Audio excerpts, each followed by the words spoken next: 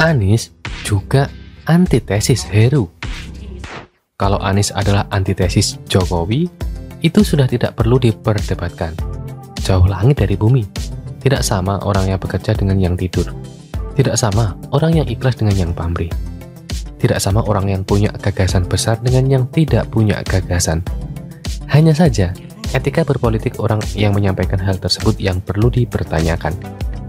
Kalau sudah sepakat bahwa mereka tidak seirama, maka jangan sebutkan Anies akan meneruskan pekerjaan Jokowi, karena antitesis yang terjadi justru akan menghentikan, menghancurkan, dan membuatnya kontraproduktif. Sebaiknya keluarlah dari koalisi pemerintahan, atau mundurlah dari BUMN. Yang apple to apple itu adalah orang gubernur dibandingkan dengan gubernur lainnya, maka kita dapat Anies adalah antitesis Heru. Mau sekeras apapun pendukung Anies, terutama yang di TGUPP, selama ini bersuara, kita bisa lihat secara nyata. Heru begitu perhatian pada kesehatan Kali Jakarta. Kali kotor yang selama ini kesannya dibiarkan. Heru langsung aksi dan membersihkannya dengan perangkat yang ada, bukan dengan tangan kosong. Monas yang selama ini dirusak, dibabati pohonnya sehingga terkesan gersang. Heru malah sebaliknya akan menghijaukan kembali, memperbaiki apa yang sudah rusak. Tanpa kuar-kuar demi ini demi itu, apalagi demi pagelaran balapan. Erik pun diajak untuk ikut memberi solusi. Petugas PPSU yang selama ini banyak disalahgunakan oleh lurah, Heru langsung sigap memperbaiki, menegur, dan dengan tegas memberikan peringatan. Bahkan setiap lurah yang tidak bisa menjalankan apa yang diminta Heru, dengan lantang Heru berujar, "Kita bertemu 3 bulan lagi." Ngeri. Heru langsung memecut lurah yang selama ini terkesan santai. Heru menugasi mereka memotret sendiri lokasi di wilayah masing-masing yang masuk dalam kategori kotor. Itu harus segera bersih.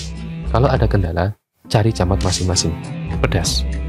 Slogan keberpihakan yang selama ini hanya jargon aja, oleh Heru langsung dipelototi. Banyak pengemis bahkan yang membawa anak di lingkungan Jakarta yang masih berkeliaran, membuatnya garuk kepala. Sebenarnya selama ini pemimpin DKI berpihak kepada siapa? Banjir yang selama ini ditangani dengan basa-basi dan memaksa airnya mencari jalan sendiri menuju resapan masing-masing, oleh Heru akan dikembalikan program normalisasi sungai yang sudah jelas memang solusi terbaik buat Jakarta. Ini sudah tidak bisa dibiarkan lagi, sudah terlalu lama pembebasan lahan berhenti, sedangkan anggarannya malah dilimpahkan ke pagelaran balapan yang tidak jelas apa manfaatnya. Bahkan sampai sekarang laporan keuangannya pun tidak ada yang tampak batang hidungnya.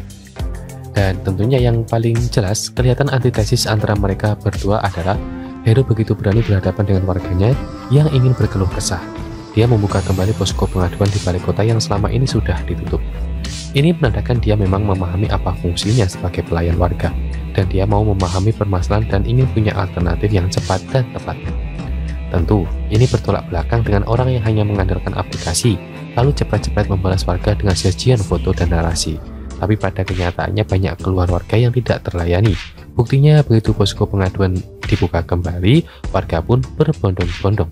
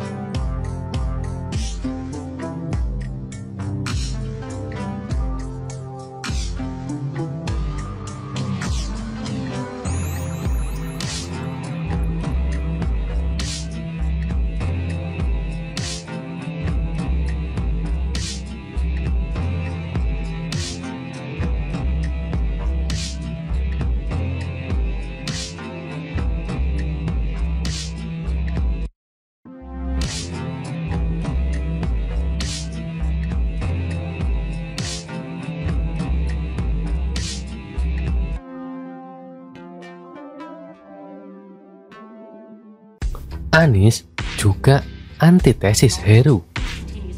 Kalau Anies adalah antitesis Jokowi, itu sudah tidak perlu diperdebatkan. Jauh langit dari bumi. Tidak sama orang yang bekerja dengan yang tidur. Tidak sama orang yang ikhlas dengan yang pamrih. Tidak sama orang yang punya gagasan besar dengan yang tidak punya gagasan. Hanya saja, etika berpolitik orang yang menyampaikan hal tersebut yang perlu dipertanyakan. Kalau sudah sepakat bahwa mereka tidak seirama, maka jangan sebutkan Anies akan meneruskan pekerjaan Jokowi, karena antitesis yang terjadi justru akan menghentikan, menghancurkan, dan membuatnya kontraproduktif. Sebaiknya keluarlah dari koalisi pemerintahan atau mundurlah dari BUMN. Yang apple to apple itu adalah orang gubernur dibandingkan dengan gubernur lainnya, maka kita dapat Anies adalah antitesis Heru. Mau sekeras apapun pendukung Anies, terutama yang di TGUPP, selama ini bersuara, kita bisa lihat secara nyata. Heru begitu perhatian pada kesehatan kali Jakarta. Kali kotor yang selama ini kesannya dibiarkan, Heru langsung aksi dan membersihkannya dengan perangkat yang ada, bukan dengan tangan kosong.